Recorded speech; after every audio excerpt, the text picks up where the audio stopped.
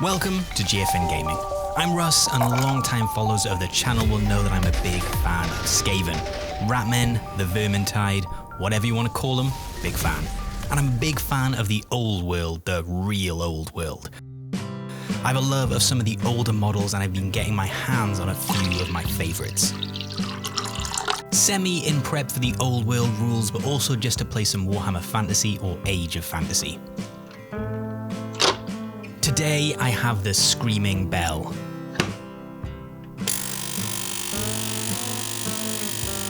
Not the original, but the second release of the Screaming Bell, which is my personal favourite. It was a decent find on eBay, so I pulled the trigger, and now it's time to clean it up and start painting it.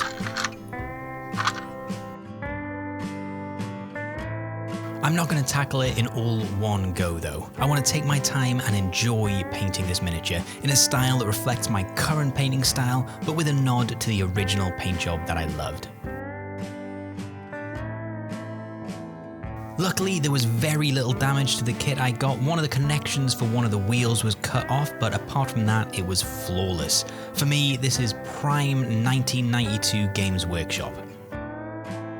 Models felt like they were built simply to be painted. I had a Games Workshop World of Hobby Games magazine from the time, so let's have a dive in. Goblin green bases are everywhere. Land speeders were arguably at their derpiest. Epic was still going strong and was still just called Space Marine, so hard cheese to Xenos players. And we had the most amazing Genestealer cult model ever produced. Into this goblin green paradise of hobby gaming came the second iteration of the Skaven's Screaming Bell.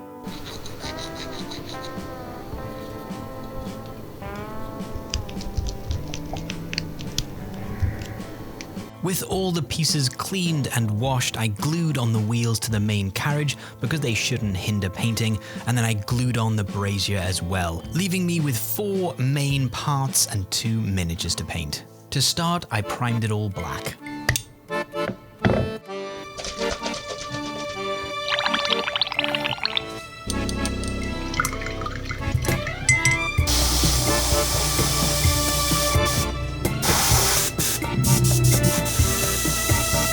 So in this video, I'm just going to go through painting the main Ratman, the Grey Seer whose pimped out ride this is. I'm going for a new style paint job, but based on the original 92 model. Box art for it. It's got him showing with like a red hood, like that red chest piece, and then the rest of his armor is kind of grey, and then his fur is white. And I think I'm going to do that. I really like how it looks. So I think that's what we're going to start off. I'm going to start off painting his, putting the base colours in, so something to make the main body of the cloak grey, and then something, I'm going to start with the red for his hood and his cowl.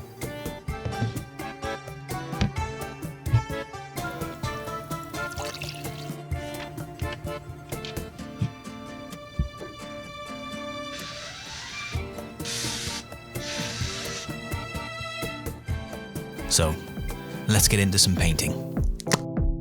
I'm going to start with the red, and I'm going to go very classic Citadel's Corn Red. Corn Red is probably a lot of people's base red tone. There is a holy triumvirate of red tones that Citadel make: Corn Red, Evil Sun's Red, then Wild Rider Red. To get a nice grey tone for the robes, I'm watering down Black Templar contrast paint and painting that all over them. It's long been one of my most used of the initial range of contrast paints. It's no Volupus pink, but watered down, it's doing a great job of laying down a nice grey for the Grey Seer's robes.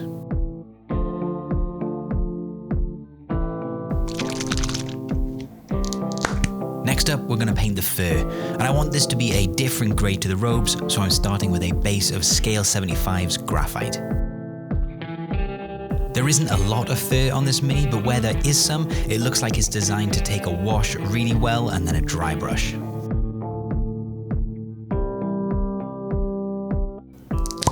I'm happy with the fur and that it's going to be a different colour to the robes, so I'm going to move on to the flesh tone for the Grey Seer. Sticking with Scale 75, I'm using pink flesh. I normally start my skin tones with the darkest tone first and then work up from there, but for some reason I decided to approach this in a different way. I don't hate the result, but it's way too bright, so I'm definitely going to have to apply a wash. But before that, I'm going to paint the underrobes magic blue from Vallejo. Blue feels like the quintessential magic color in fantasy, and it doesn't get more magic than magic blue. Next up, to get the general tone of the horns, I'm washing them all with Reichland Flesh Tone.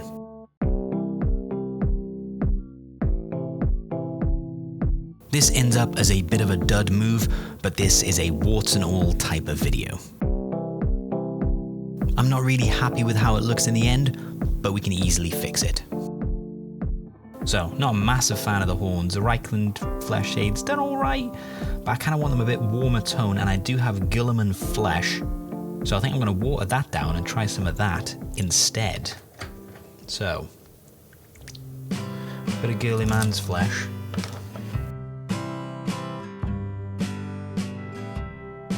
Call me a sucker for Girly Man's Flesh, but it is such a nice contrast paint. It's one of the main winners for me out of the initial line of contrast paints. It's great over golds, browns, skin tones. It's just a really solid, warm, ready brown wash.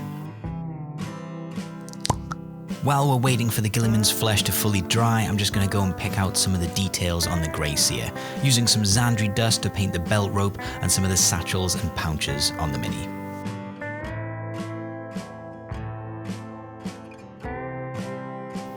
It's time to tackle the skin. I went too light and I need to bring it back, so I'm going to use some watered down Volupus Pink, the king of contrast paints. If this paint can't save me, I don't know what can. I tend to use Volupus Pink heavily watered down to finish off a skin tone, not to set the tone, so I'm interested to see where we end with it. So what you kind of get after all of that is a Grey Seer that kind of looks like he fell asleep on the sunbeds and is now burned all over like a lobster.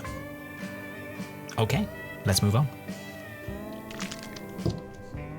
To shade the magic blue and the corn red, I'm coming in with Drakenhofen Nightshade.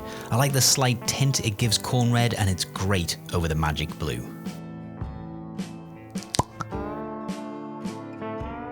Using dark golden brown from Monument Hobbies Pro Acryl range, I paint the Grey Seer's staff, and then I paint his little worm tail with Citadel's Pink Horror.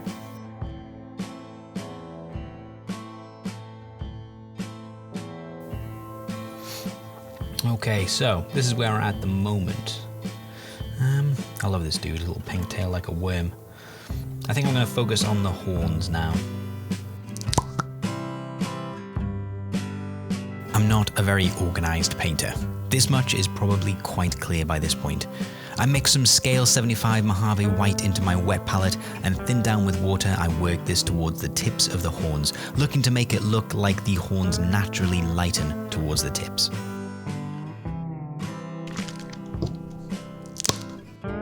When I'm painting, sometimes I get demotivated because the miniatures tend to look bad until they don't, and I need some form of victory to keep going, so I bring in some of the Wonder Juice, and I wash the skin and the base of the horns with Nuln oil, and then I use it to add some further shadows onto the grey robes.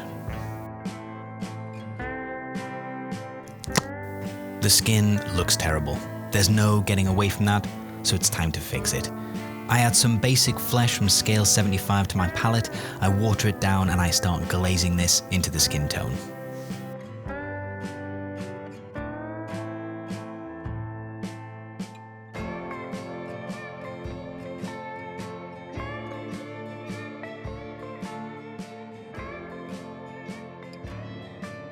I don't want to entirely lose the pink that I have, so I try to keep some dividing lines along the nose, but in general, I add white to the skin mixture, and in gradual steps, I glaze further layers until I'm happy with the overall tone.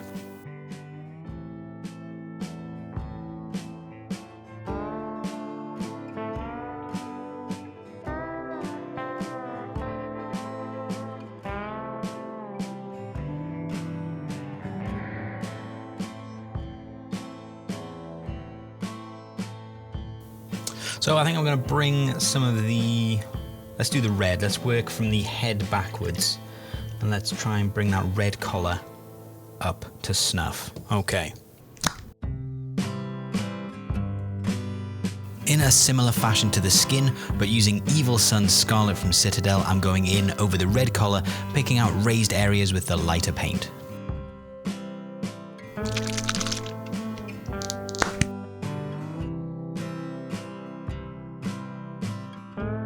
Sticking with the red, I mix in some Wild Rider red with the Evil Suns and do the same as before, leaving some of the Evil Suns layer showing through.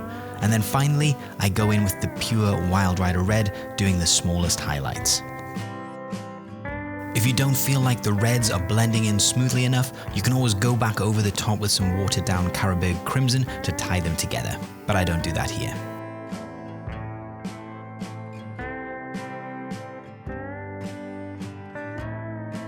I'm happy with how the red looks, so I'm going to move my attention on to these small blue underrobes and the grey robes.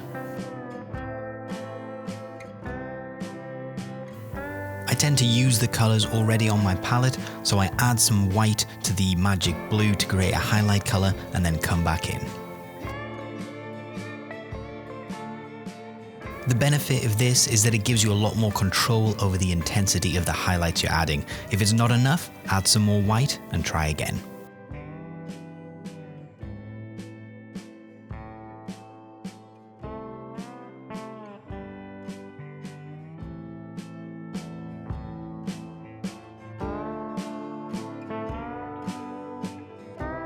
To highlight the robe, I add some white to the graphite used for the Grey Seer's fur, water this down and then go into the robes, highlighting raised areas or areas that look like they would catch the light coming from above.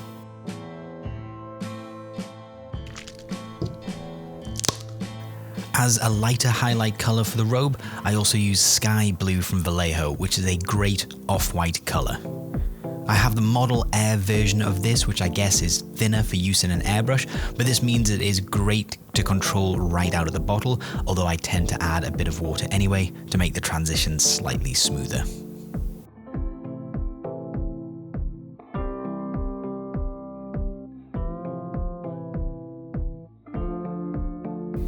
The details of these older models feels much more deliberate, and it tends to be a lot easier to add highlights where they might naturally fall, and exaggerated creases really help you hit the right spots.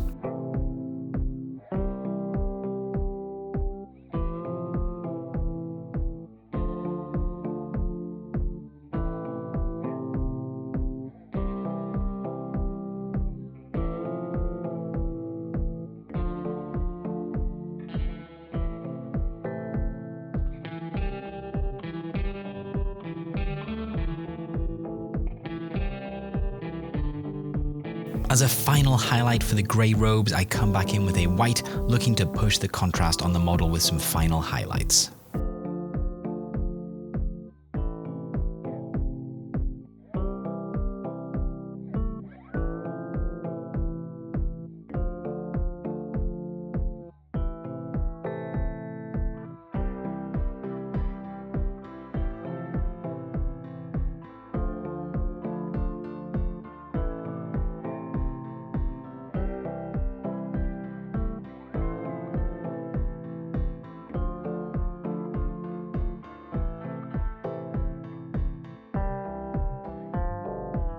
As one of the largest areas on the Mini, I spent some extra time picking out this final highlight level, and with that done, it's about time to see what we've got left to paint. So, here's where we are. It's looking pretty good. I've filled in a little bit of the ropes with some Agrax Earthshade in the pouches, ready to be taking them up another level, and I've washed the tail in red and highlighted a little bit, but now I think I'm going to start on the metal pieces. So we've got braces here and here, this weird icon here, and there's some skulls. So I'm not too sure what this icon, but I might make it a little bit more like a jade, so a nice kind of turquoise going into green. But I think what I'm going to do is braces and these little skull icons in gold. In prep for some gold paint, I base the areas that are going to be gold with the same dark golden brown from Monument Hobby's Pro Aqua range. Retributor Gold goes great over this brown paint, and with a wash it blends in and it looks lovely. I picked up a new contrast paint because I'd heard so many good things about it. I'm using Pterodon Turquoise on the jade items on this model. I'm already a massive fan of this new contrast paint, and I can imagine how good it would look on a pure white base coat. While the turquoise is drying, I go back in with a Retributor Gold and hit all the areas I wanted to be gold. I try to leave some of the brown undercoat showing through. Once I get a nice Reichland flesh shade wash over the gold, it'll serve as a nice shadow for the warm gold tone I'm left with. At this stage, the model is a few washes and a few small details away from being finished, and I always tend to forget some tiny little details, so it's good to take a second look and give your model a once-over to see if you're missing anything.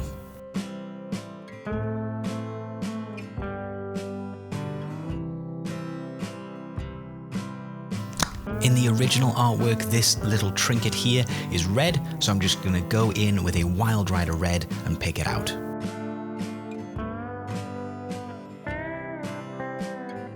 Because I'm in for a penny, in for a pound in this stage, I add a little white to the Wild Rider red to create a highlight, and I just dab this on the far edges to give it a little bit of contrast.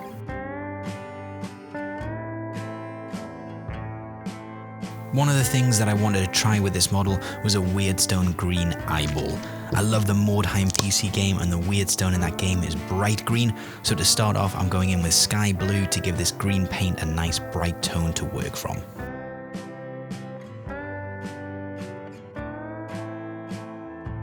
While I was here, I painted some white over the eye as well.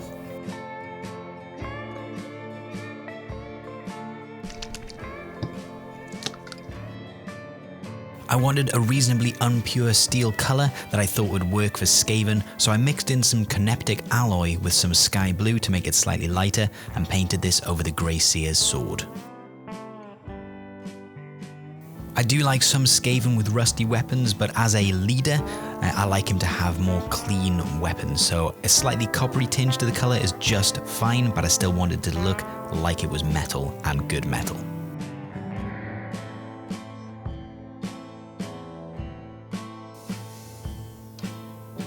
Okay, so it should be dry, so I'm going to give this a shot. Worst case scenario, this is a terrible paint. My paint's terrible, I'm going to see if I can show you this.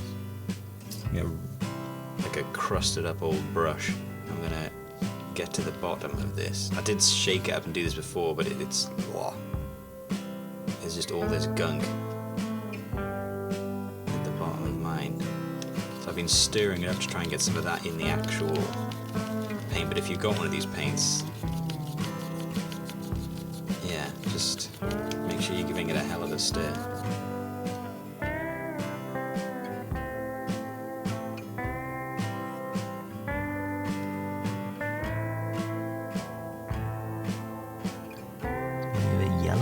But I do quite like that actually. I can green that up. So we'll get a better look at it on the... Yeah, okay. I'm sold a little bit. Okay. Not bad, Tesseract Glow. Well played. Well played, sir.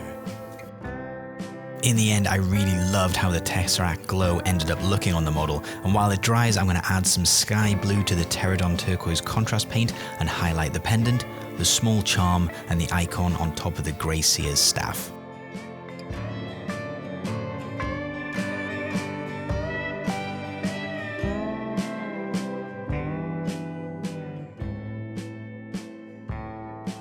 I really love the look of the blade I have for the Grey Seer, but I'm going to go in with a watered down Reichland flesh tone to just muddy it up a little bit. He is Skaven.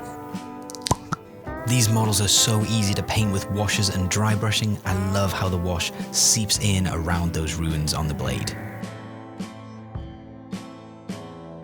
While I'm here, I add a non-diluted version of Reichland Flesh Shade to all the gold areas.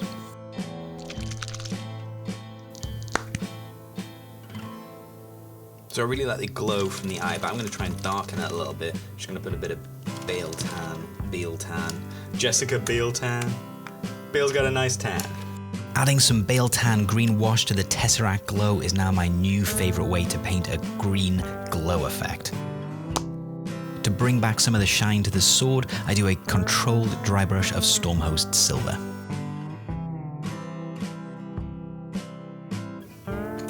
So I really liked what the wash did, the Reichland wash on the blade kind of pulled towards those runes. So what I'm going to do is I'm going to go in with some Bale tan and just hope that it does the same, because these are eventually going to be green. Yeah, okay, that's how I wanted it to work. That's good. I go back in with some Bale tan green over the blade to add that nice green glow around the runes. My plan now is to also have these runes as glowing Weirdstone green. Something else from the original 92 Mini is that the symbol on the pendant is picked out in red, so I'm doing that now before I get carried away with the glowing greens. I really should have waited until I've done this bit first before I went in with the Bale tan, but here we are. In order for the Tesseract green to glow, I need to first give the runes a nice strong white colour, so I'm going in with sky blue. Man, this paint is horrible to maintain, but it looks so good. Looking at this model, I'm pretty much done. Pretty much, but not quite. Time for some final highlights. I go in with Liberator Gold and give an edge or spot highlight to all the gold parts, trying to hit all the rivets. I then go back to Stormhost Silver and pick out the stubs on the staff. Back to the good stuff, and I wash the staff all over with Nuln Oil. The wood in quite a lot of old Skaven models of the 90s was very dark, so this will darken down the wood colour and hopefully border those silver little nubs quite nicely. And I think that's where I'm calling it done.